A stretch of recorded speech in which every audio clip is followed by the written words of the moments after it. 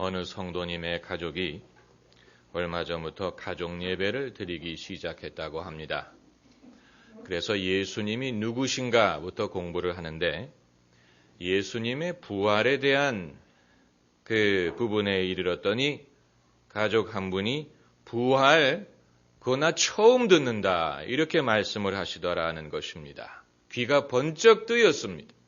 이제껏 교회를 다니면서 예수님의 부활에 대해서 깨달은 적이 없는데 이 성경 공부를 통해서 비로소 처음으로 예수님의 부활에 대해서 깨달음을 얻었다는 것입니다. 여러분, 이처럼 우리가 신앙생활을 하는 과정에는 귀가 번쩍 뜨이는 것과 같은 그런 경험을 할 때가 있습니다. 아프리카 나이제리아의 이다호사라는 소년이 있었습니다. 그가 어렸을 때 선교사님으로부터 말씀을 듣는 중에 예수님이 죽은 사람을 일으키셨다는 말씀을 듣고 귀가 번쩍 뜨였습니다. 그래서 선교사님에게 물어봤습니다. 선교사님은 죽은 사람을 일으킨 적이 있습니까? 그랬더니 없다고 대답을 하더래요. 그래서 나는 죽은 사람을 일으키고 싶다고 이 소년이 자전거를 타고 온 마을을 돌아다니면서 죽은 사람을 찾았습니다. 그런데 저녁쯤 돼가지고 마침내 죽은 사람이 있는 집을 찾았어요. 어느 집에 딸이 아침에 세상을 떠났습니다. 그래서 부모님에게 양해를 구하고 내가 당신의 딸을 위해서 기도를 하고 싶으니까 허락하라 해서 그 집에 들어가서 그 누워있는 딸 앞에서 열심히 기도를 합니다. 그런데 이 딸이 일어나지를 않는 것입니다. 그래서 이상하다. 내가 예수님이 하신 일 중에서 빼먹은 것이 있나 하고 성경을 다시 보았더니 예수님이 12살 날 된 소녀에게 달리다굼이라고 말씀하신 구절을 봅니다. 아, 내가 달리다굼이라는 말을 안 했구나 하고 그 소녀에게 달리다굼 하니까 일어나더라는 거예요. 죽은 소녀가 일어나는 기적이 일어났습니다. 이후에 이다호사가 나이제리아의 유명한 부흥사가 되고 그의 목회 활동 동안에 적어도 4-5번 더 이러한 기적을 경험을 했다고 합니다. 미국의 유명한 목사인 오럴 로버츠 목사님이 젊은 무명 목사였을 때 어느 날 성경을 뒤지다가 한 번도 읽어본 적이 없는 요한 3서의 말씀이 그의 눈에 들어왔습니다. 사랑하는 자여, 너의 영혼이 잘됨과 같이 내가 범사에 잘되고 강건하기를 간구하노라. 이 말씀을 보는 순간에 귀가 번쩍 뜨였습니다. 아, 내가 지금까지 알고 있었던 하나님은 무서운 하나님, 엄한 하나님뿐이었는데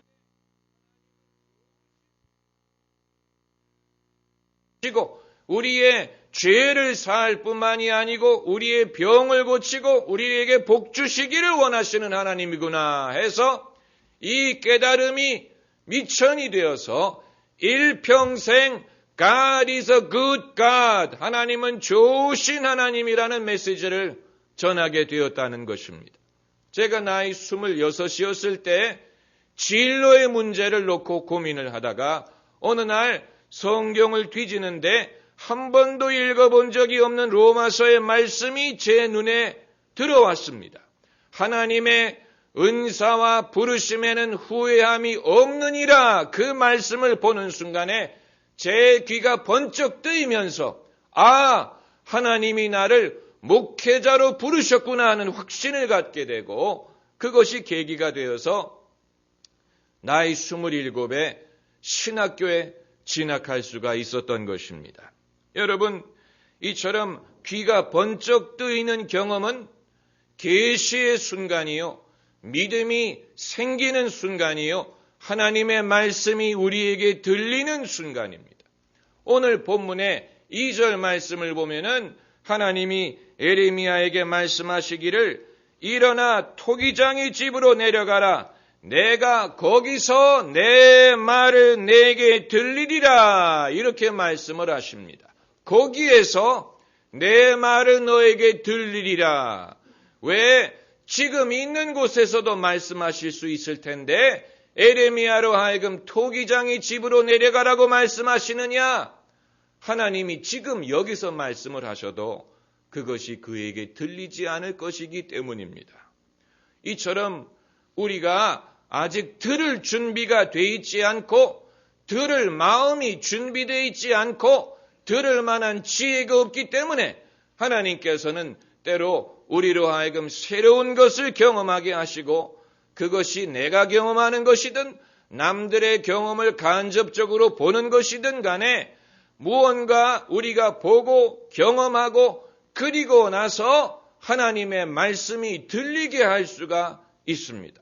그러므로 아직 미혼이었던 사람이 미혼일 때 알지 못했던 것을 결혼하면 알게 되는 것이 있고 자식을 낳아야 알게 되는 것이 있고 자기가 뭔가 몸이 아파봐야 깨닫는 것이 있고 아픔을 경험하고 나서 깨닫는 지혜와 겸손이 있고 이처럼 들리지 않던 것이 들리게 하기 위하여 하나님께서 우리를 보내시는 곳이 있습니다.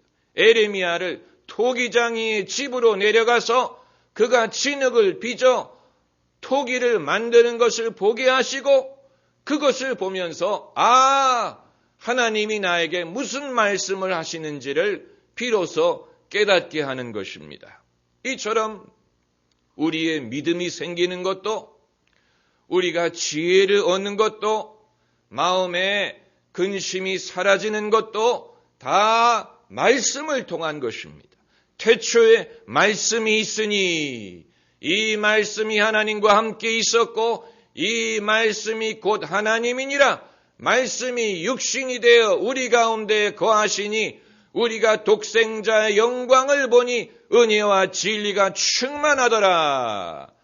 말씀을 통해서 하나님이 우리에게 은혜를 주시고 우리에게 믿음을 주시고 깨닫게 하시고 말씀을 통해서 당신의 역사를 이루시는데 그렇기 때문에 우리는 고민이 있을 때 전화부터 들려고 하지 말고 남에게 위로의 말을 드리려고 하지 말고 사람들이 나를 위로해 줄 수 있을 것이라고 생각하지 말고 위로가 술에 있는 것도 아니고 담배에 있는 것도 아니고 쾌락에 있는 것도 아닙니다.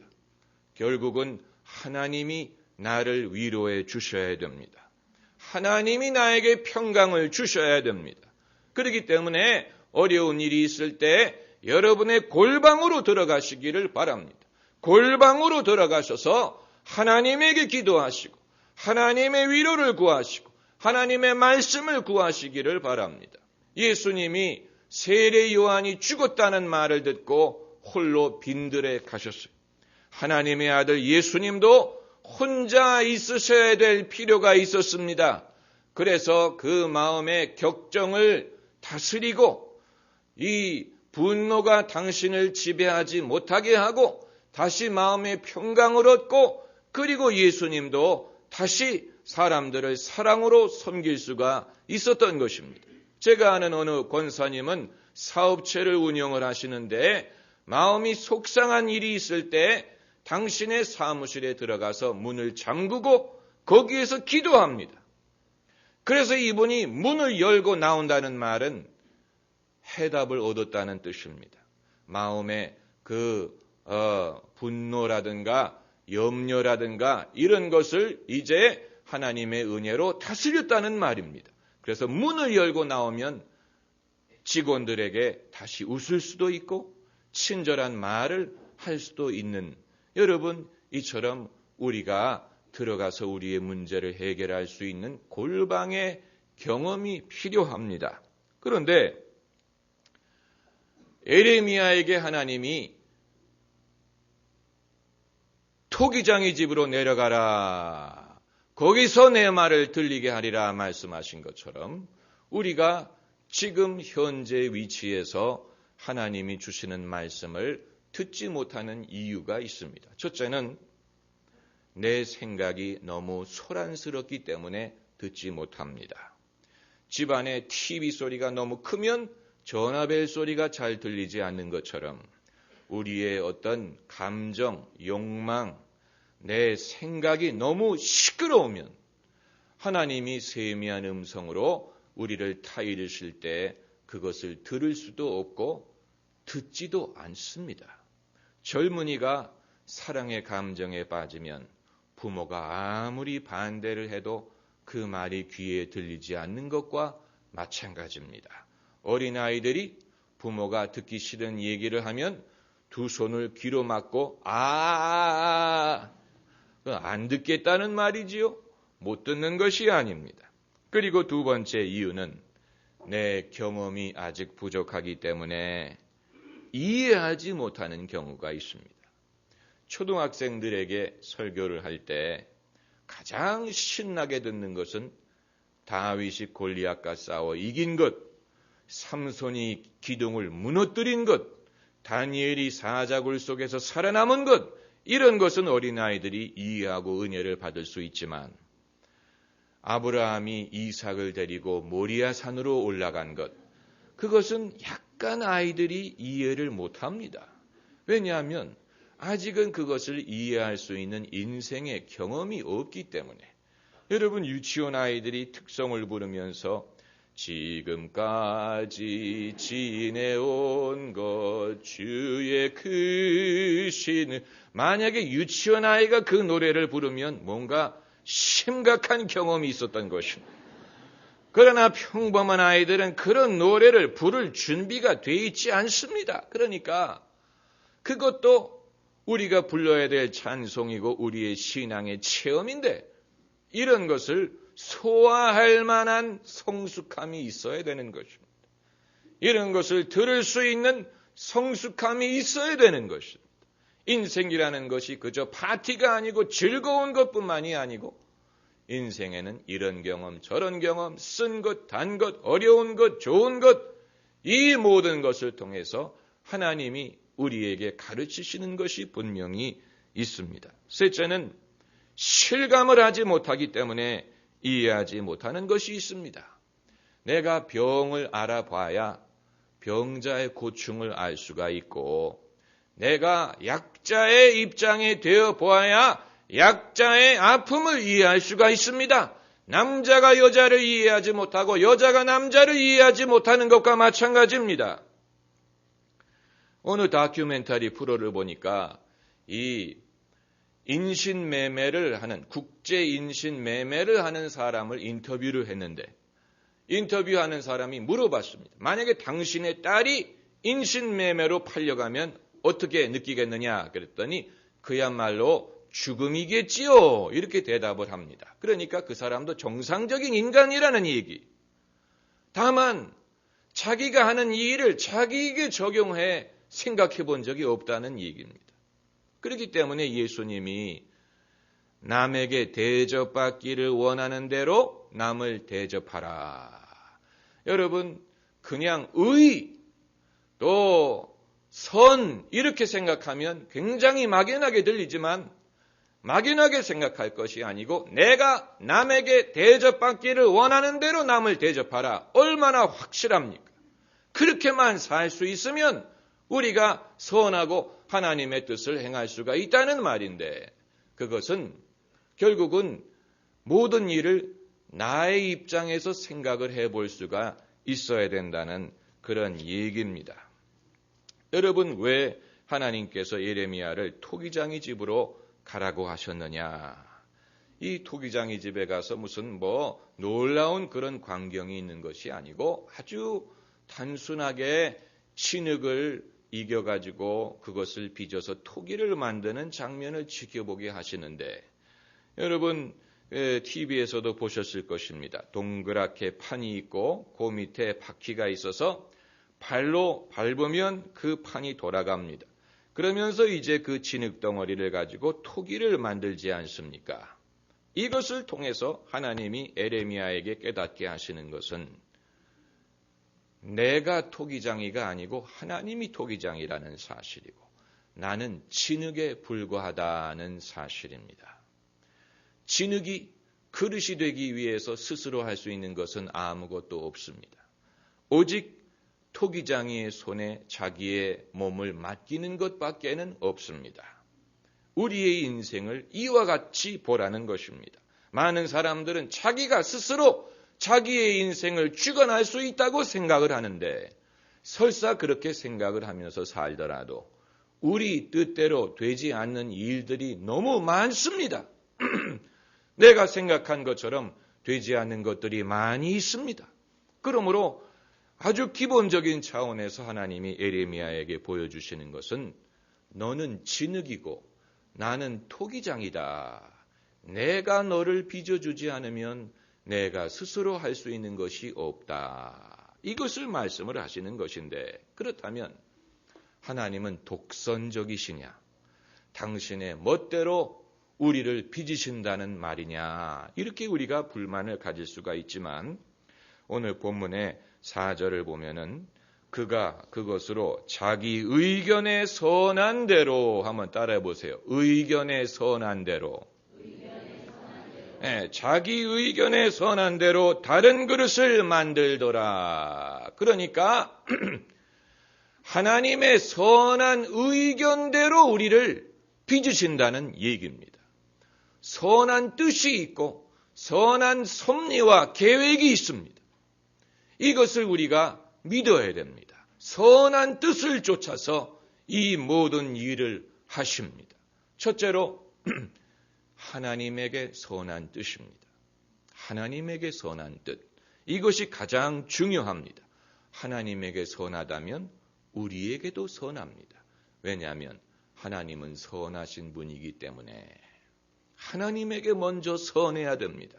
내 눈에 보이기에 선하기만 해서는 안 되고 하나님 보시기에 선해야 됩니다. 성경 말씀에 인간의 행위가 자기 보기에는 모두 깨끗하여도 여호와는 심령을 감찰하시느니라. 내가 보기에는 선하지만 하나님 보기에는 선하지 않아요. 그런 일은 허락하지 않습니다. 부모가 엄마가 아기에게 음식을 먹일 때 먼저 맛을 보고 이것이 너무 짜지 않나, 너무 맵지 않나, 맛이 괜찮나, 그리고 아기에게 먹이는 것처럼 하나님이 먼저 선하다고 인정을 하시는 것이 우리에게 축복이 되는 줄 믿습니다. 그리고 둘째는 당연히 나에게도 선한 것이죠. 이것은 당연한 것이 아닙니까? 우리에게 떡을 달라고 하는 아들에게 돌을 주지 않습니다. 생선을 달라고 하는 아들에게 뱀을 주지 않습니다. 좋은 것을 주시지 않겠느냐. 그리고 세 번째는 남들에게도 선한 것이어야 됩니다. 여기에서 우리가 생각이 실수하는 것입니다. 우리는 나에게만 좋으면 될 줄로 알고 나에게만 좋으면 끝나는 것으로 생각을 하는데 그러나 하나님은 우주 만물을 다스리시고 모든 사람을 다스리시고 사랑하시고 악한 자에게도 피를 내려주시는 하나님이기 때문에 나 한 사람에게는 선하더라도 그것이 남들에게 아픔이 되고 눈물이 된다면 그건 하나님 보시기에 선한 것이 아닙니다. 그러므로 나에게도 선하고 이웃에게도 선하고 모든 것이 선한 것을 하나님이 기뻐하시는 것이고 여러분 그것이 진짜 축복입니다. 그게 진짜 축복이요. 거기에서 평강이 있는 것입니다. 거기에 확신이 있는 것입니다. 우리가 두려워하는 이유는 나는 간절히 원하지만 이것이 뭔가 하나님 보시기에 선하지 못하고 남들에게 선하지 못하다는 것을 알고 있기 때문에 마음속에 두려워하고 확신이 없고 평강이 없는 것입니다. 하나님은 모든 사람에게 선한 것을 원하십니다. 그러므로 이것을 믿는 사람은 때로는 내가 그걸 간절히 원하지만 그러나 남들에게도 축복이 돌아갈 때까지 양보할 수도 있고 기다릴 수도 있고 정치도 마찬가지예요. 내가 항상 정권을 잡을 수 없습니다. 때로는 내가 불편하고 손해를 겪더라도 다른 사람들에게도 어떤 좋은 결과가 있게 하기 위해서는 우리가 기다려야 될 필요도 있고 인내해야 될 필요도 있고 때로는 희생해야 될 필요도 있는 것입니다. 그것을 깨달을 수 있어야 됩니다. 그런데 중요한 것은 남들에게 선한 것이 되어야 결과적으로 그것이 나에게도 선으로 돌아옵니다. 그게 아니고 남들에게 폐가 되었다면 그것이 나중에 나에게도 폐가 되어서 돌아올 수밖에 없습니다. 심은 대로 거두게 돼 있기 때문에 당장 그 열매가 나타나지는 않더라도 내가 선한 것을 심으면 선한 것이 되어서 돌아오지만 그게 아니고 불의함이라든가 욕심이라든가 탐욕이라든가 거짓이라든가 이런 것을 심게 되면 그것이 나에게도 동일한 형태로 돌아오게 됩니다. 심는 대로 거둡니다. 다만 그것은 시간이 좀 걸립니다. 우리는 하도 인스턴트에 익숙해져서 커피를 뽑을 때도 동전만 넣으면 커피가 나오는데 그걸 못 참아서 그 문을 열고 커피가 쏟아지는데 손을 대고 기다리고 있습니다. 얼마나 성미가 급합니까? 그런데 여러분 진짜 고급 커피는 시간이 걸려요. 원두 빈을 갈아가지고 커피를 만든 진짜 비싼 커피는 시간이 걸립니다. 진짜 고급 음식도 시간이 걸립니다. 내가 주문을 해서 그때 비로소 조리에 들어가기 때문에 반대로 맥도날드에 가면 미리 조리된 음식이 기다리고 있습니다. 제가 옛날에 맥도날드에서 근무해봤기 때문에 아는데 맥도날드에 배달하는 음식은 이미 공장에서 반쯤 조리한 것입니다. 그거 얼려가지고 보냅니다. 그렇기 때문에 데워서 서빙하는 것입니다. 여러분 그런 음식이 건강하겠습니까? 인스턴트라는 좋은 것은 기다려야 됩니다. 그러나 기다리는 보람이 있습니다. 농부의 인내를 배우라. 봄에 씨를 뿌려서 여름에 그것이 자라는 것을 보면서 가을이 되면 풍성한 수확을 거두는 것처럼 믿음이 역사하는 방법이 이와 같고 하나님이 역사하시는 방법이 이와 같고 선한 결과를 얻는 방법도 이와 같습니다. 할렐루야. 기도하십시다.